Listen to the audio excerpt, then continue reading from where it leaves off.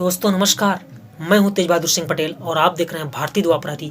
देश में 2024 लोकसभा का चुनाव का दौर बहुत तेजी के साथ गतिशील है और नज़दीक भी आ रहा है तथा देश के नेता भी देश के हर कोने में जा जा करके जनसभा को, रैलियों को संबोधित करने का प्रयास कर रहे हैं तथा अपने क्रांतिक शब्द से समाज में व्याप्त भ्रांतियों को दूर करने का भी प्रयास कर रहे हैं। देश की सबसे पुरानी पार्टी कांग्रेस ने अपने घोषणा पत्र को चुनाव के 2 हफ्ता पहले ही जारी कर दिया है, जबकि भारतीय जनता पार्टी ने अभी तक अपने घोषणा पत्र को जारी नहीं की है।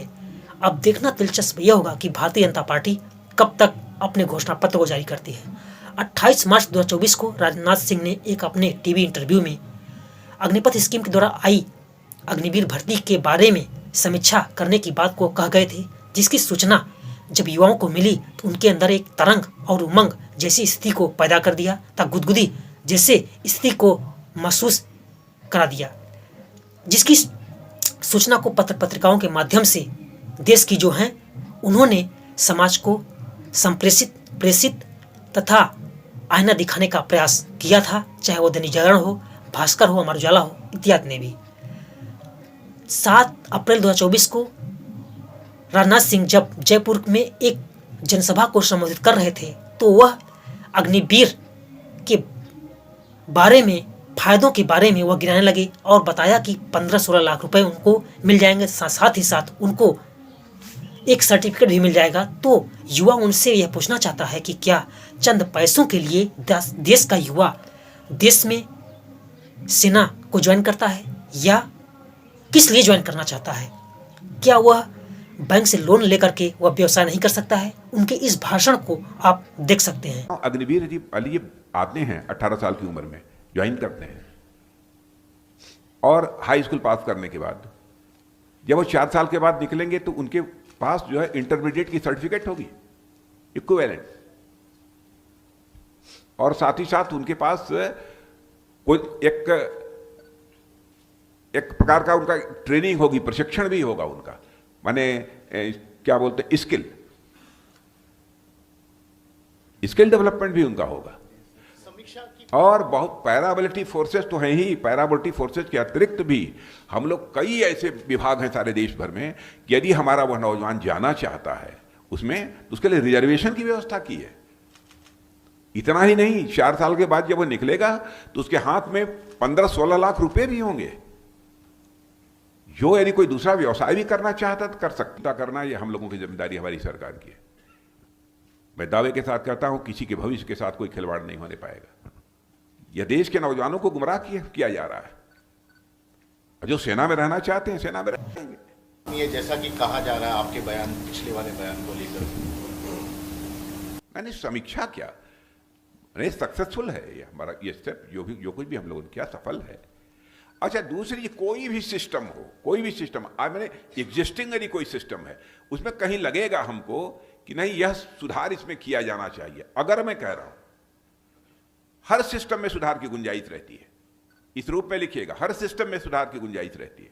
यदि कहीं कोई आवश्यकता होगी तो सुधार भी करेंगे, लेकिन अपने सेना में भर्ती, अग्निवीर के रूप में भर्ती होने वाले जवानों के भविष्य के साथ किसी भी सूरत में हमारी सरकार खिलवाड़ नहीं होने देगी, उनका भविष्य सुरक्षित रहे। माननीय राहुल गांधी जी जयपुर में भी जनसभा को संबोधित कर रहे थे और उन्होंने स्पष्ट रूप से खुले तौर पर कहा है कि हम शक्ति में आने पर, पावर में आने पर हम इस भर्ती को पूर्ण रूप से हम समाप्त कर देंगे तथा कांग्रेस ने अपने घोषणा पत्र की बेरोजगारी के भागों में इस अग्निवीर भर्ती को पूर्ण रूप से समाप्त करने की बात को स्पष्ट रूप से व्यक्त कर दिया है।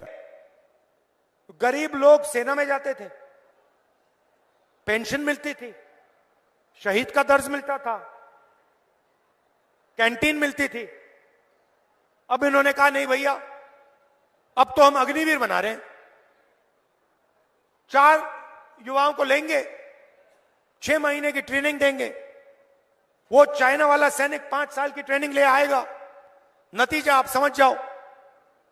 और फिर जब हमारा लड़का शहीद होगा उससे कहेंगे भैया आपको शहीद का दर्जा नहीं मिलेगा, आप तो अग्निवीर हो। ना उसको कैंटीन मिलेगी अग्निवीर को, ना उसे पेंशन मिलेगी।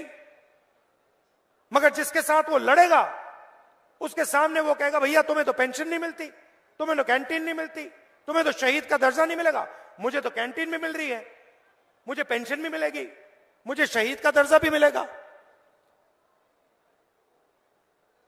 तो मैं आपको साफ बता दे रहा हूं, जैसे ही हमारी सरकार आएगी ये अग्निवीर योजना है, इसको हम रद्द कर देंगे, खत्म कर देंगे, उड़ा देंगे इसको। और मजे की बात सुनिए, ये अग्निवीर योजना आर्मी को भी अच्छी नहीं लगती।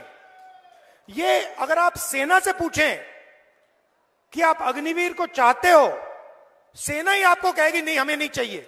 इससे हमारा नुकसान हो रहा है, इससे देश का नुकसान हो रहा है।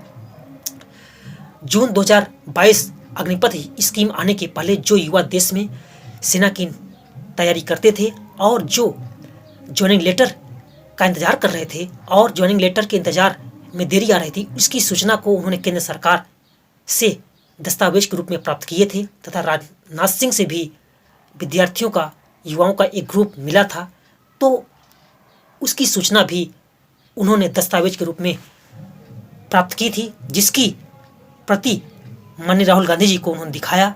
कुछ युवा राहुल गांधी से अपनी व्यथा पीड़ा को कह गए, जिसकी झलक को आप देख सकते हैं और महसूस कर सकते हैं कि उनकी अंतरात्मा को कितना झटका लगा होगा। जो नोटिस मिला था लास्ट टाइम, तो वो मिला था 31 मई 2022 और 14 जून को सर ये लेके आ गए थे। 15 दिन बाद सर अग्निपथ आ गया था, उसमें सर कैंसिल कर दिया। मतलब उनको पहले से मालूम था?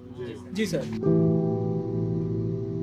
सर नोटिस में ये बोला जाता था कि अब ये डिले है कुछ एडमिनिस्ट्रेटिव रीजंस की वजह से, जल्दी होगी भर्ती पूरी। कभी हमें ये नहीं बोला कि आपकी भर्ती और ये कैंसिल आपकी कर दी चिट्ठियां जाएगी। हैं? जी चिट्ठियां हैं, दिखाओ जरा। सर ये नोटिस है।